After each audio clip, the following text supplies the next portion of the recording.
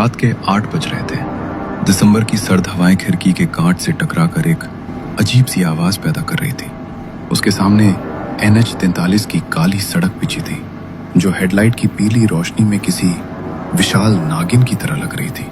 आर्यन का काम आज खत्म हो जाना चाहिए था, लेकिन अंतिम समय में आए एक अर्जेंट पार्सल की वजह से उसे इस सुनसान पहाड़ी रास्ते पर आना पड़ा। गाड़ी के डैशबोर्ड पर रखा एक छोटा सा लाफिंग बुद्धा हर गड्ढे के साथ हिल रहा था, मानो आर्यन की बेबसी पर हंस रहा हो।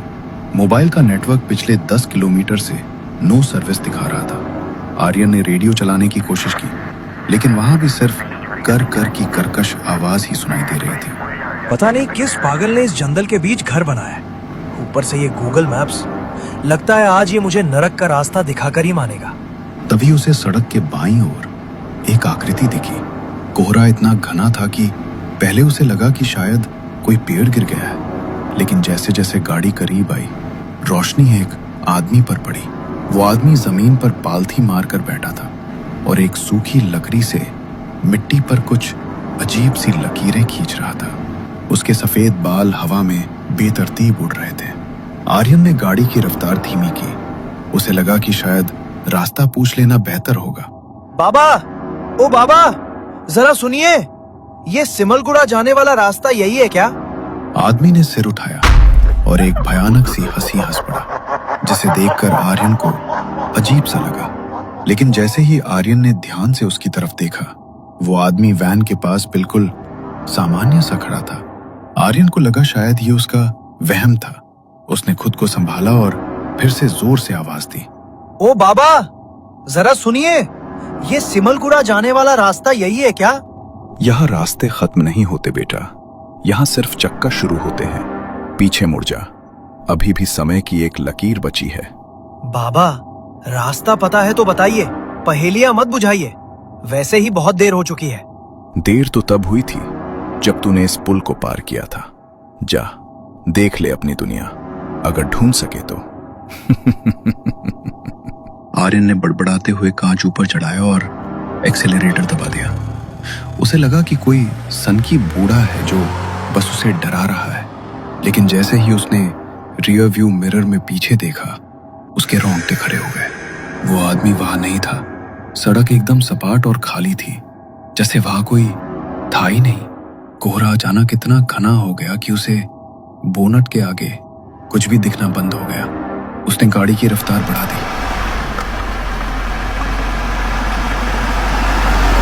उसके दिल की धड़कन अब इंजन के शोर के साथ मुकाबला कर रही थी। करीब 20 मिनट तक गाड़ी चलाने के बाद उसे आगे वही मोड़ दिखाई दिया जहां पत्थर पड़े थे। आर्यन की आंखें फटी की फटी रह गईं जब उसने देखा कि सड़क के उसी किनारे पर वही आदमी बैठा हुआ था और ठीक उसी तरह मिट्टी पर लकड़ी से लकीरें खींच रहा था। ये कैसे हो सकता है? मैं तो सीधा चल रहा था, मैंने कोई टर्न नहीं लिया। ये वही जगह कैसे हो सकती है? उसने घड़ी देखी, 8:15। वो 20 मिनट से गाड़ी चला रहा था, लेकिन गाड़ी फिर से वही जगह पहुंची थी।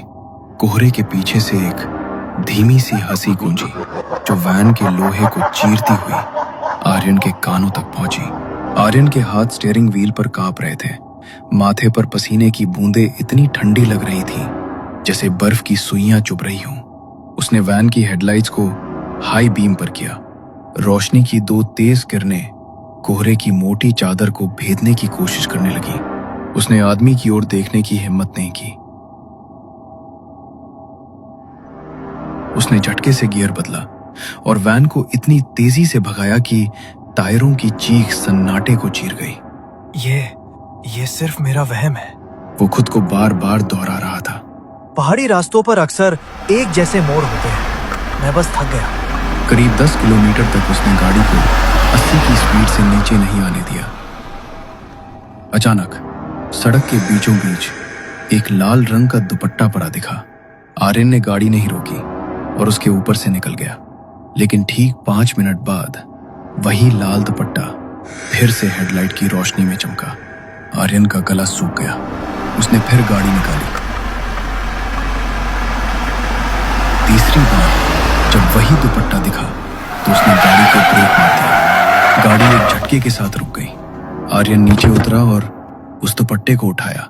जैसे ही उसने उसे छुआ, उसे लगा कि वो कपड़ा नहीं बल्कि किसी की ठंडी त्वचा है। उसने घबराकर उसे फेंक दिया। तभी उसे सड़क के किनारे झाड़ियों में हलचल सुनाई दी। कौन है वहां? देखो, मेरे पास पैसे नहीं है, सिर्फ कंपनी का सामान है, मुझे जाने दो। झाड़ियों से एक आवाज आई, एक ऐसी आवाज जिसे सुनकर आर्यन के पैरों तले जमीन खिसक गई। वो उसकी माँ की आवाज थी। आर्यन बेटा, इतनी रात को कहाँ जा रहा है? घर आ जा, खाना ठंडा हो रहा है। आर्यन स्तब्ध रह गया। उसकी माँ तो 200 किलोमीटर दूर शहर में थी। वो यहाँ इस खौफनाक जंगल में कैसे हो सकती थी? उसने टॉर्च जलाकर आवाज की दिशा में रोशनी डाली। वहां कोई नहीं था, बस घने पेड़ थे जो हवा में ऐसे हिल रहे थे जैसे कोई राक्षस अपने हाथ फैला रहा हो। ये मुमकिन नहीं है। तुम माँ नहीं हो सकती। तुम जो भी हो, सामने आओ।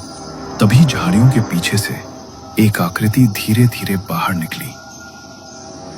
वो उसकी माँ ही थी। वही नीली साड़ी, वही सफेद बाल। लेकिन जैसे ही वो रोशनी के दायरे में आई, आर्यन की चीख निकल गई। उसकी माँ की आंखें नहीं थी। आंखों की जगह सिर्फ 2 गहरे काले गड्ढे थे जिनसे काला तरल पदार्थ बह रहा था। वो भयानक तरीके से मुस्कुरा रही थी। नहीं, तुम मेरी माँ नहीं हो। वो दौड़कर वैन के अंदर घुसा और दरवाजा लॉक कर दिया। उसने तुरंत अपने दोस्त समीर को फोन लगाने की कोशिश की। फोन पर घंटी गई। हेलो आर्यन, भाई कहाँ है तू? समीर, मैं फंस गया हूँ यार। यहाँ कुछ बहुत गलत हो रहा है। मैं एक ही रास्ते पर बार बार आ रहा हूँ और मुझे माँ दिखाई दे रही है। शांत हो जा भाई, तू बस पीछे मुड़ कर देख, मैं तेरे पीछे वाली सीट पर ही तो बैठा हूँ। आर्यन का दिल धड़कना बंद हो गया। उसने बहुत धीरे से रियर व्यू मिरर में देखा। पीछे वाली सीट खाली थी, लेकिन फोन पर समीर की हंसी गूंज रही थी। अचानक फोन की स्क्रीन काली पड़ गई और उस पर खून जैसे लाल अक्षरों में लिखा आया, समय समाप्त। उसने वैन स्टार्ट की और पीछे की तरफ रिवर्स गाड़ी भगाने का फैसला किया।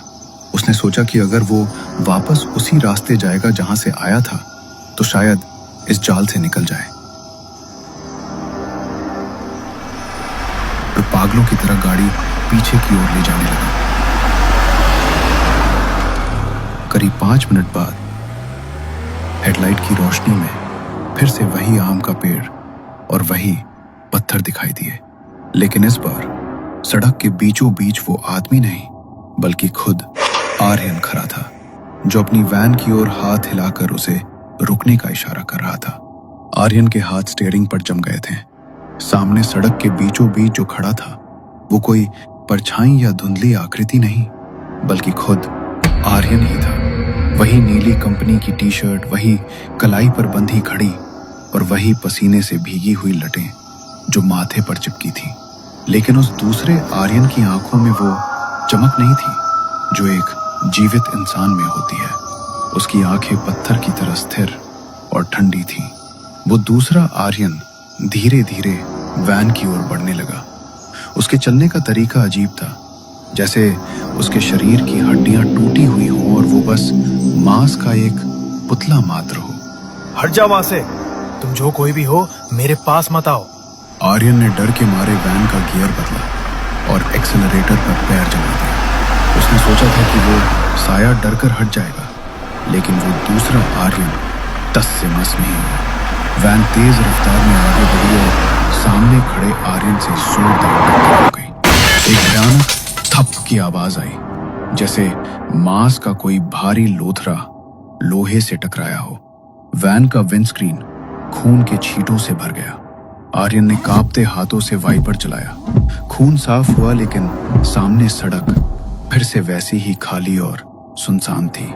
न कोई लाश थी, न कोई निशान। ये सब दिमाग का खेल है। कोहरा, थकान, बस यही है। मैं बस अब घर जाना चाहता हूँ, नहीं करनी ये पार्सल डिलीवरी। तभी उसे वैन की छत पर कुछ खुरचने की आवाज सुनाई। ऐसा लगा जैसे कोई अपने नाखूनों से वैन की छत को फाड़ने की कोशिश कर रहा हो। अचानक वैन की खिड़की पर एक हाथ दिखाई दिया। ये वही हाथ था जिस पर वैसी ही घड़ी बंधी थी जैसी आर्यन ने पहनी थी। वो दूसरा आर्यन अब वैन की छत से उल्टा लटक कर खिड़की के कांच को सहला रहा था। कहाँ जाओगे आर्यन? जहां भी जाओगे मुझे ही पाओगे। उसने जोर से कांच पर अपना सिर पटका। कांच में दरारें फैल गई। आर्यन ने पूरी ताकत से गाड़ी को इधर उधर घुमाया ताकि वो साया गिर जाए, लेकिन वो जोंक की तरह चिपका रहा।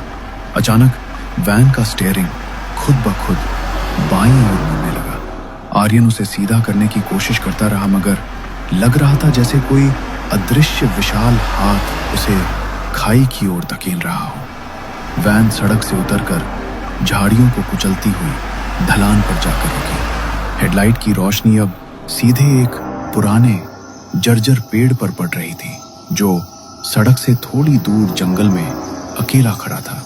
उस पेड़ की छाल पर कोई पुरानी तस्वीर चिपकी हुई थी जो बारिश और धूप से धुंधली हो चुकी थी।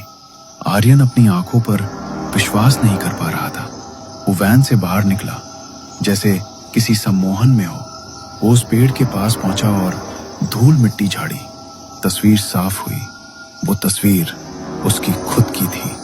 नीचे लिखा था आर्यन शर्मा, जन्म 1998, मृत्यु 2025। तभी पीछे से वही आवाज आई। इंसान तब मरता है जब वो अपनी मौत को स्वीकार कर लेता है, और तू अब भी उसी इनकार में जी रहा है। आर्यन ने पीछे मुड़कर देखा। वहां कोई नहीं था, सिर्फ उसकी टूटी हुई वैन खड़ी थी और अंदर ड्राइवर सीट पर उसकी अपनी लाश पड़ी थी, आधी खुली आंखें और गियर के पास जमा हुआ खून। अगर मैं मर चुका हूं तो ये दर्द कैसा है? उसने छाती पर हाथ रखा। कोई धड़कन नहीं थी। तभी अंधेरे में वो आदमी फिर दिखा जो हवा में तैर रहा था। ये दर्द तेरी अधूरी इच्छाओं की वजह से है। चकवा आत्मा को ऐसे ही बांध देता है। अचानक आर्यन को अपने साथ हुआ हादसा याद आ गया। घना कोहरा, सामने से आती ट्रक की तेज रोशनी, गीली सड़क पर फिसलती वैन और फिर बरगद के पेड़ से जोरदार टक्कर। उसे समझ आ गया कि जिसे वो सफर समझ रहा था वो उसकी मौत के बाद का ही एक भ्रम था। दूर एम्बुलेंस की लाइट चमकी। पुलिस ने उसकी लाश ढूंढ दी। एक सिपाही बोला, सर, इसके हाथ में ये पुराना पीतल का सिक्का कहाँ से आया? आर्यन ने देखा, वही सिक्का उसके अपने हाथ में भी था। तभी उसे याद आया जब वो इस सड़क पर आया और बाथरूम के लिए एक पेड़ के पास रुका, तभी उसे ये सिक्का नीचे पड़ा हुआ मिला था। वो सिक्का चकवा का निमंत्रण था। अब तू भी इस सड़क का हिस्सा है।